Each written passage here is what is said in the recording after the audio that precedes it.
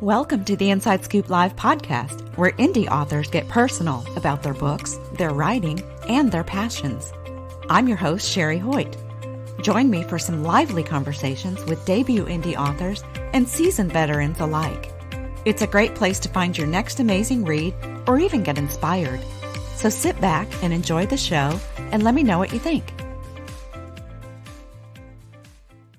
Hi everyone, today I'm talking with Bruno Pirecki about his debut novel, Town Law. It's an amazing character-driven story and easily one of the best debuts I've ever read. Before we dig into the story with the author, here's the inside scoop on Bruno Pirecki. Before devoting himself to writing, award-winning author Bruno Pirecki spent over 2 decades as a Nashville entertainment industry executive, specializing in strategic alliances and artist relations. A native of Capitol Hill in Seattle, Washington, he spent his formative years enjoying the beauty of the San Juan Islands and the mountains of the Pacific Northwest. He is a 30-year resident of Franklin, Tennessee, and lives downtown with his wife Jennifer, their 3 rescue cats, and 1 spoiled Rhodesian ridgeback. Town Law, his debut novel, received the Gold First Place Award in the Adult Fiction category at the 2022 Feathered Quill Awards. You can join Bruno on Instagram at bruno.pirecki. Well, hi, Bruno. Welcome to Inside Scoop Live. Hi, Sherry. I'm so excited to be here with you. Yeah. Now, your book won the Reader Views Reviewer's Choice Awards in the Feathered Quill Book Awards program. And because of that, I was able to review your book, and here we are having a conversation about it. So, first of all, just congratulations. Well, thank you. It's very exciting, and I'm completely honored by that. Tell us a little bit about your writing journey. When did you start writing? Have you always wanted to be an author? And what made you decide to actually sit down and write a book? Wow. Okay, so the semi-short version of that answer would be that I guess I knew I was a writer when I was in 4th grade, and I penned my first story. But my circumstances of my upbringing didn't really allow for me to kind of lean into that and have some backing support there. So I just kind of went on through life and got myself involved in the entertainment industry. And as I was working with a lot of the top talent and names that are household names and spending time on the road, one day I was home from a tour and I was kind of just at my desk and I was doing my day job, and it was an early morning, and all of a sudden Town Law showed up. Oh, wow. He was the character that showed up across my table from me and started telling me the story. And that's the God's truth right there. It was a very interesting experience. And I wrote, 3,000 words that day that he had kind of downloaded into me. Oh, my goodness. And that was really the start of Town Law and my writing in adulthood. And that was, I got to say, I was looking at some notes from way back, those first kind of jots and tittles. Mm-hmm. And that was about 2010 when I started. And yeah, so I went on with my day job and got distracted, of course. In the entertainment industry, very dynamic, and would pick it up out on tour during a down day or something and write in some of these big stadiums and things of that nature. And then finally, the characters just wouldn't leave me alone, and I had to lean into it full time. And so that was about 6 years ago, where my wife Jennifer and I downsized into a smaller house that we have in downtown Franklin. And I just leaned into it full time. And that was it. And it took maybe another 3 years of writing to write Town. And so that's kind of that story. And all of a sudden, I was a writer. Yeah. Yeah. So tell us a little bit about the story itself. What is Town Law about?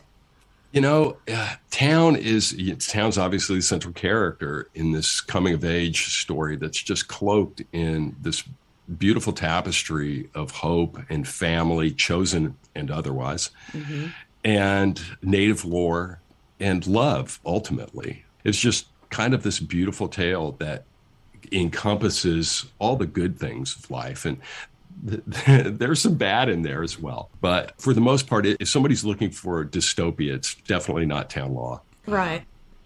So that's kind of the way that I would describe it. It's and wrapped in an adventure of a little bit of creepiness, a little bit of romance, and a little bit of this kind of mystery of life and ancient wisdom. Yeah. I loved it. I absolutely loved it. Well, thank you. Yeah. So what was your inspiration behind the storyline? I grew up in the mountains of the Pacific Northwest and spent a lot of time there. Also, I'm kind of a San Juan Island baby too. I went there quite often growing up, and so my muse is really the Pacific Northwest. And even though I've been in Franklin for 30 years and in the South for about 35 now, it holds that nostalgia for me back in the Pacific Northwest. So that was really it. I knew that once town started coming through to me, the Pacific Northwest was where he was.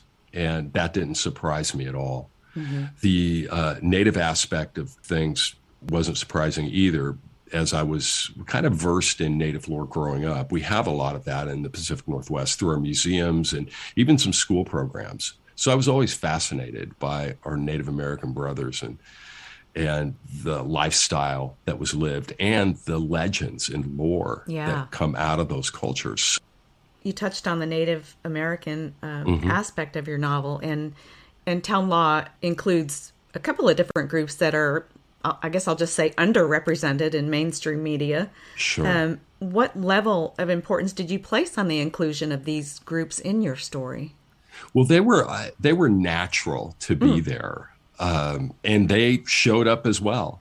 So when we have Myra Three Moons come on the scene, and Shelock as well, which are his tribal elders, White Feather, who shows up eventually in the tale.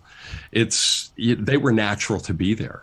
And in that culture, we do see that, it's oration, right? I mean, everything was oratory being handed down through tribes.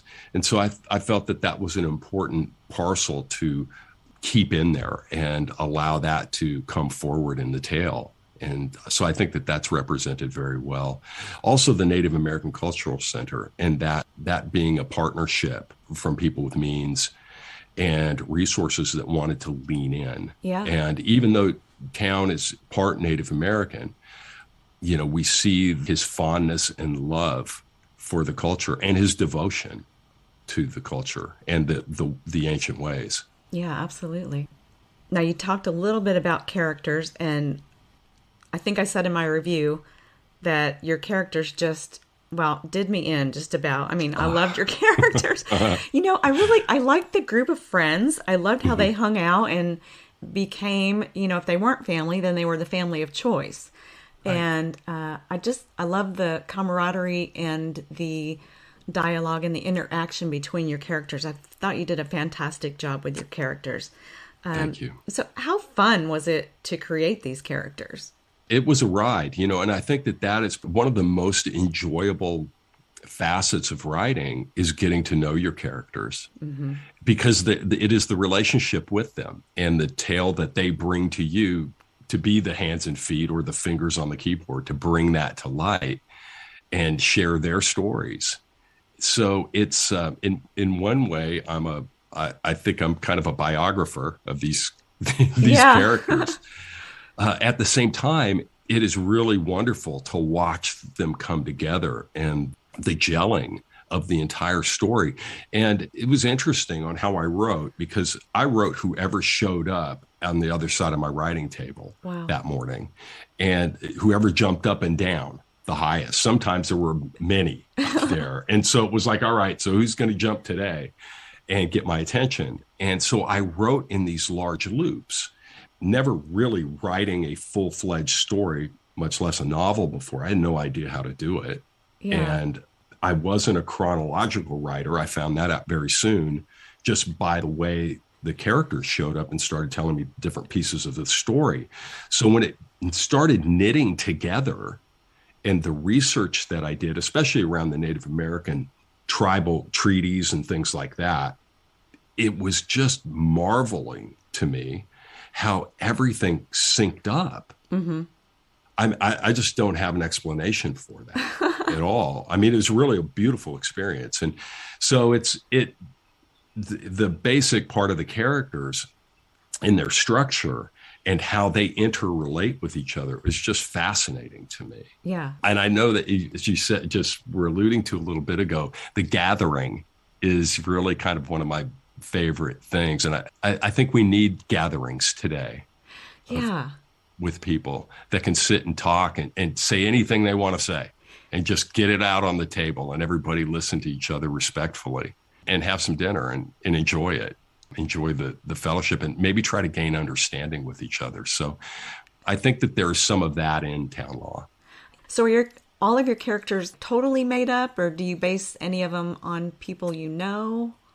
Well, my wife, Jennifer, who happens to be a psychotherapist and has been for 20 years in private practice here, would say, "Hey, you're in every one of those characters," and she's probably right to a degree. Some of their circumstances are definitely reflective of my upbringing and pieces of my life, and some of them are reflective of beautiful relationships and friends that I've had in my life. Yeah. And so I guess there was this, there's some of it that was cathartic and some of it that was extremely healing to write Town Law.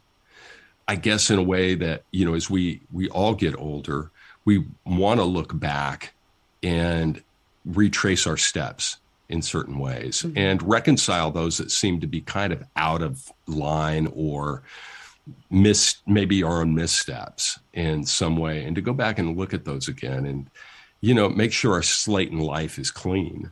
Right. And if not, at least we understand it and we understand why we made decisions we made in our lives. Yeah. So that's a deeper dive into it. Yeah. Anyway. Yeah. You are a very visual writer. I mean, I felt like I could see the entire story playing out as I was reading. You talked a little bit about that when you said that things just came to you, but how did you create such visibility for the reader?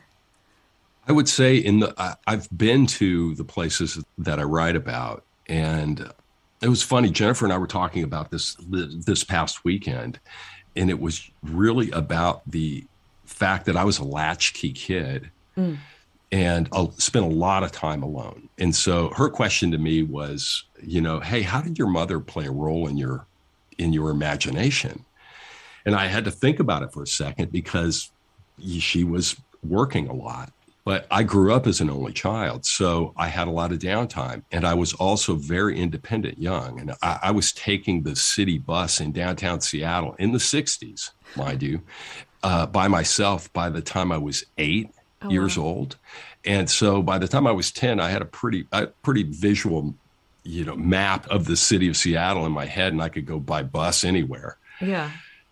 So I was very independent in that way. But I also spent a lot of time at the museums and the parks in my downtime. And I took study in almost an anthropological way of people, even of places, of the animals, of even flowers and trees and just nature.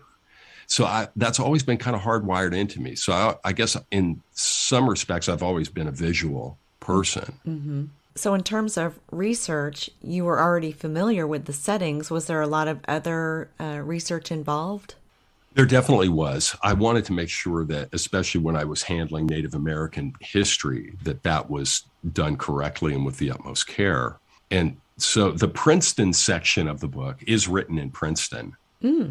And we have some friends in Princeton, so we spent quite a bit of time up there.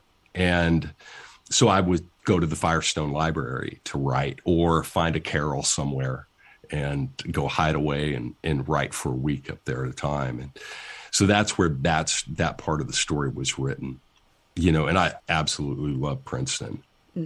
It's just such a beautiful campus and just a sweet little town. And then the rest of course, I mean, we're in the mountains of the Pacific Northwest, and where this location, where Pole Pass would be a little south of Lewiston, Idaho, and a short southeastern line from Hell's Canyon, which sits on the border of Washington and Oregon and Idaho. So we're out in the middle of nowhere there. And I've been through that terrain before. And then, of course, Capitol Hill in Seattle. And that was where my formative years were spent. That's where I grew up. Okay. Which is still a wonderful enclave in the city. That's nice. Now, Town Law has been out for a little over a year now. What kind of feedback have you received? It's a lot of people really enjoy the characters, and that's sweet. It's just a nice kind of soothing balm when you hear that from people that aren't, they're not your family or friends, right? But they've gotten connected to it in some way. And I was speaking at a book club, an old Nashville book club here, maybe just 2 weeks ago, and meaning an older Nashville book club that has been in existence for like 25 years. Oh, wow. But the youngest person in the book club was maybe 63. So, wow. And the oldest was 85. Huh. So this dear lady said to me as we were having our kind of round table and discussion, and she peels open a page and she says, "Thank you so much for writing this to me." And she read it to me. And it's where Daniel, Town's father, is responding to him when he asks about his deceased mother and if it still hurts to see her picture. Mm. And it's a really tender moment. And this woman had lost her husband. And in some way, this helped her. The words in the book really helped her as he talks about, we have to move on down this river of life and see ebb and flow. And the way that it's written a lot more eloquently than I'm conveying it at the moment. But it was just something that really struck me because it was somebody that was hurting and in need, and this somehow helped her.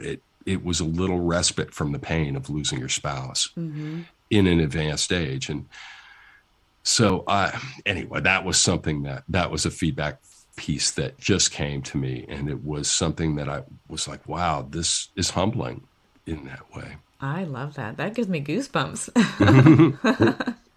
Yeah. You know that your writing affects people. I mean, people love the story. They connect with the characters and all. But to hear about a connection on that level, that's really nice. Yeah. It was really special. Yeah. For sure. So what do you like to read, and which authors have inspired your own writing? Wow. Let's see. Okay. So I really like character-driven stories. Carlos Ruiz Zafón, one of my favorites. I'm not sure if you're familiar with him, but he did a series. I think the series may be called The Cemetery of Forgotten Books, but the first book in that series is The Shadow of the Wind. Oh. And he was a Spanish writer. He died far too young. He died 2 years ago at 55. Oh, wow. And a magnificent storyteller. So Shadow of the Wind, I highly recommend. I read that every October since it was translated, and that was 2007. Really? It's translated. Yeah, it's on Penguin. And now I have to check it out. Yeah. Oh, it's a fabulous story. Yeah.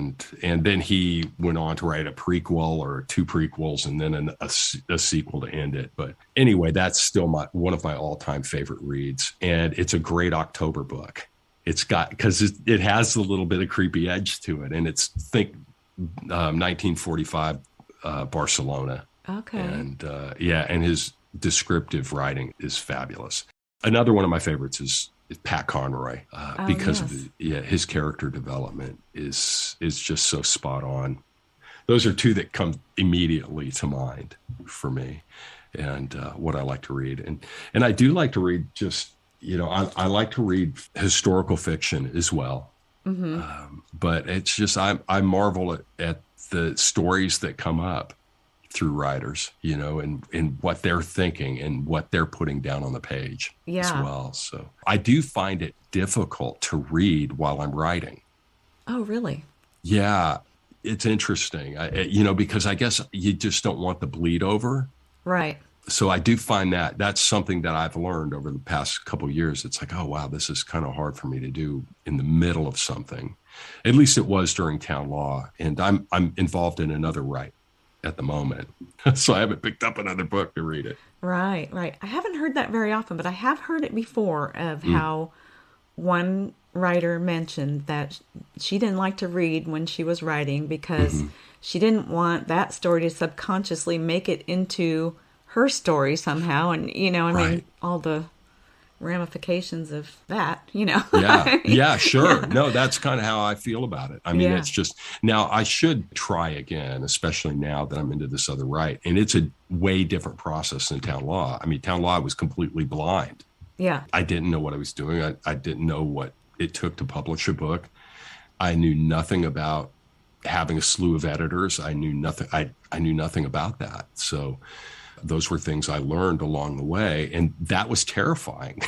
Yeah. Because you're like, wait a minute, what happens now? What's next? And so anyway. What was the hardest part about it? How did you feel about giving your writing to someone for the first time? Well, I wasn't really afraid of it. I guess because the person I gave it to turned out to be my developmental editor. Okay. And so he was fantastic. And as a matter of fact, my entire editorial was great. So I had a developmental editor named Scott Norton, and he's written a book on developmental editing. Oh, wow. So he's pretty well known, and he's a wonderful resource. So I met with him out in San Francisco. He happens to be related to me. And so, really? Yes, through my wife, random thing, they're cousins. And he's 60, 61, so he's my age. And he goes, come out to San Francisco, spend a week with me, or spend a few days, and I'll take 2 days off work and we will go through your manuscript. Oh, nice. And so we did that, and God bless him, because my manuscript was a mess. I mean, I didn't even know how to format a manuscript. I didn't even bother looking it up. I just typed all this stuff and put it in, space and a half. So he was such a dear to go through this with me. And I sat there and I took copious notes, and he goes, I think you can handle the editing of this part of your edit, and then go get a copy editor. And so that's kind of how that transpired. But so I wasn't really kind of about that. Right.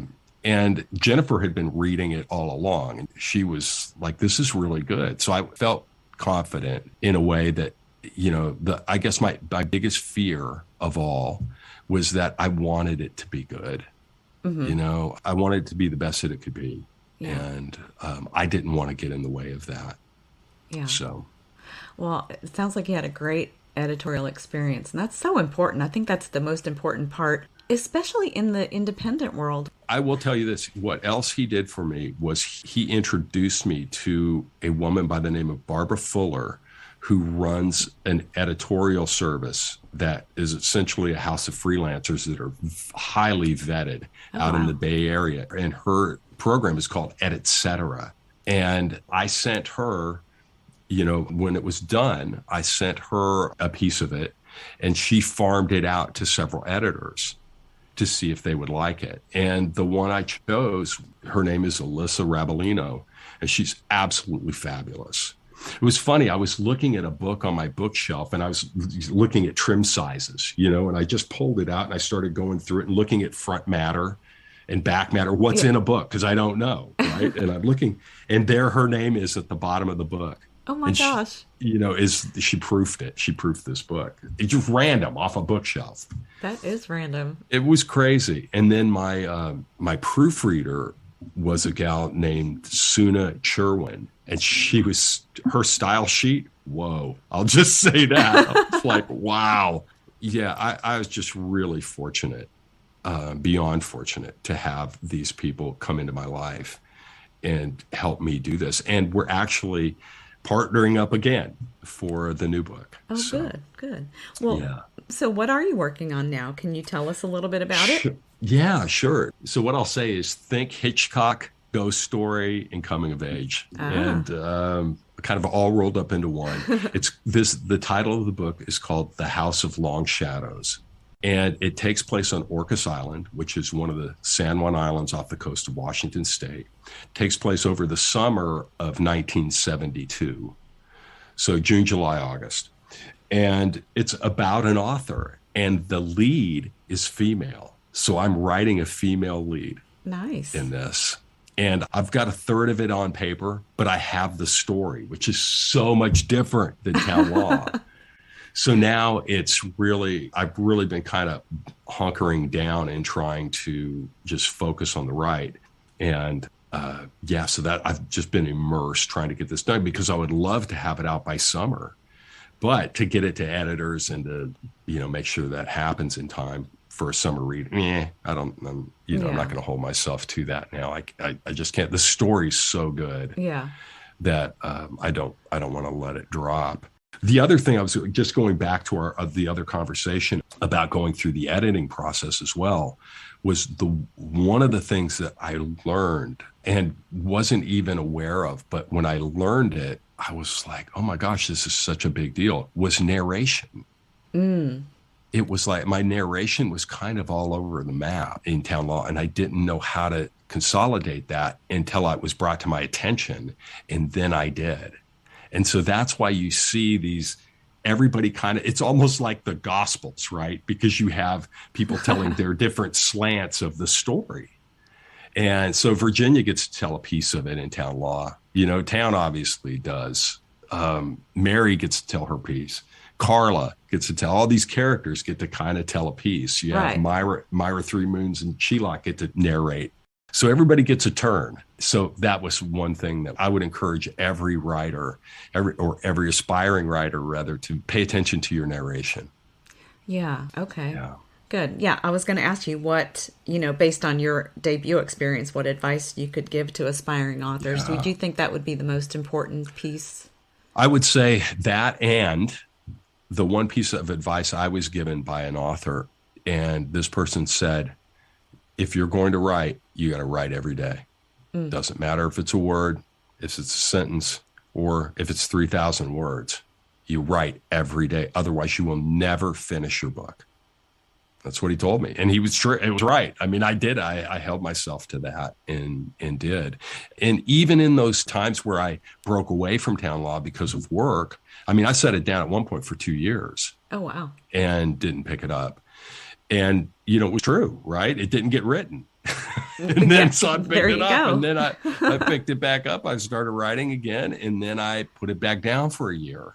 So, I mean, my all-in write time in town law is about 5 years, 4.5 to 5, I would say. Yeah. It took to write that, but it's a 465-page book. Yeah, it's a decent sized story for sure. Yeah. It didn't feel like it was long, though. I was surprised when it was over, Well, that's great. I'm glad. One of the other comments that I've gotten has been about people really do like the native lore part because they like the research that was put into it. And the ending where they're like, oh, how's he going to land this plane? Because it's like when you cinch it, it cinches pretty quickly. I mean, it's pretty interesting. Did it feel like that to you? Did it feel like the runway was short, but it worked? Oh, yeah. Okay. Yeah.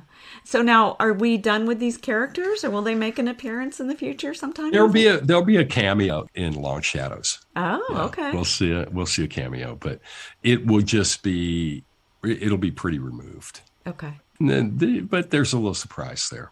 Oh, nice. And I'm excited for readers to meet these characters as well because they're special. They're special. Yeah. So. Well, I'm excited too. So don't forget about me. Oh no! No! Well, Bruno, do you have anything else you wanted to add today? I'm just so thankful for the opportunity and to have people read my book. I mean, it's such a wonderful feeling to experience that. And somebody who's worked on fulfilling other creative people's dreams the majority of my life, to be able to lean into my own and kind of fall into it headlong is kind of one of those times where it's the first time I've ever done anything for myself. Oh, wow. In a way. And so that's been a wonderful experience. And to have folks like yourself and others come alongside it and go, I get this, and be so affirming I can't express my gratitude for it. And the warm feeling that I get from that, it's just this big belly rub. Nice, all warm and fuzzy, huh? Yeah. And it really, I mean, it's just a wonderful thing. And it just spurs me to write more and write better. Right. Well, good. I'm looking forward to it. Yeah. Well, thank you. Thanks so much, Sherry. Well, Bruno, thank you so much for joining me today. I really enjoyed talking with you and learning more about you and your work. Well, thank you. It's been entirely my pleasure, and what a wonderful experience. Thank you for joining me today for my interview with Bruno Pirecki, author of Town Law. To learn more about Bruno, join him on Instagram at bruno.pirecki. And be sure to check out our other interviews at InsideScoopLive.com.